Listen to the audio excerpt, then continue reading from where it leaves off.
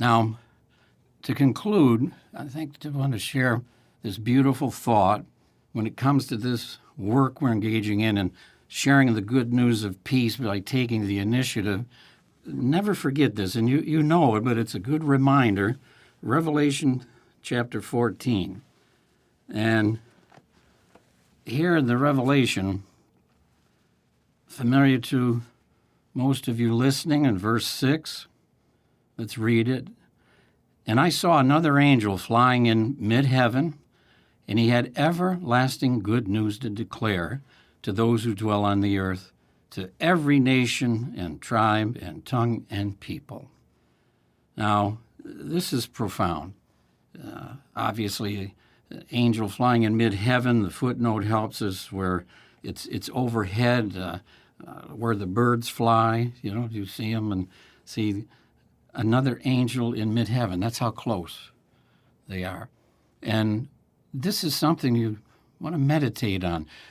Personally, when I was in the traveling work, sometimes I'd be working with one of the brothers or one of the sisters, and they had opposition in some of the territories we'd work, and I could tell they were feeling the stress, and I knew it was the reaction of some of these householders. So what I used to enjoy doing, and they appreciated after they realized what I was doing, we'd be walking along, and then I'd just stop, and I'd look up, and I'd say, "You see him?" And they're like, "Who?" He's right up there above the trees. And they'd look at me and like, "Our circuit overseer's lost it." But I said, "See," and would tell them about Revelation 14:6. When we're in the preaching work, whether it's informal or out there formally door to door, the angels are the real reapers. At least one is nearby. What a profound thought. They are the real harvesters. They are the ones directing us to the rightly disposed people. Don't ever forget that when it comes to being ready to share the good news of peace. You go ahead, take the initiative to start conversations. You'll have valuable opportunities to share the good news of peace.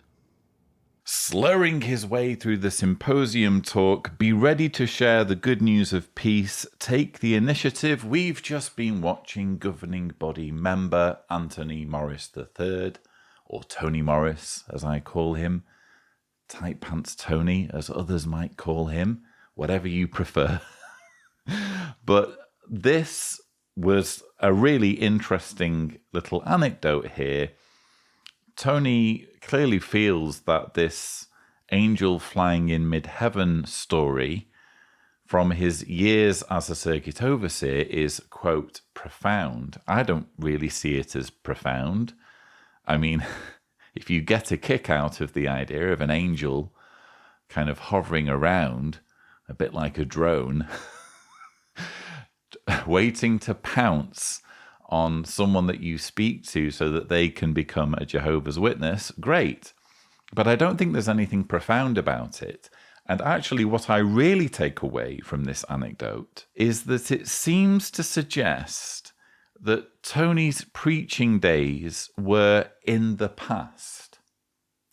Because if you just watch this again, you'll notice that it's all in the past tense. Personally, when I was in the traveling work, sometimes I'd be working with one of the brothers or one of the sisters. So what I used to enjoy doing, and they appreciated after they realized what I was doing, we'd be walking along, and then I'd just stop, and I'd look up, and I'd say, "You see him?" And they're like, "Who?" Now, granted, he's talking about his days in the travelling work, his days as a circuit overseer, but what exactly is stopping him from pulling this trick now when he's in the preaching work?